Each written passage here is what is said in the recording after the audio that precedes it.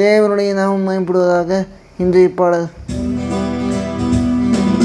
கர்த்தர் செய்த உபகாரங்கள் கணக்குரைத்தென்னலாகுமோ? கர்த்தர் செய்த உபகாரங்கள் கணக்குரைத்தென்னலாகுமோ? ரட்சிப்பின் பாத்திரம் கையில் ஏந்தி இரட்சகரை தொழுகிறோம்.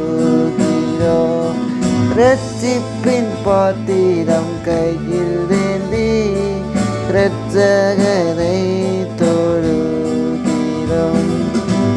இன்றைய வசனம் சங்கீதம் 116:11-12.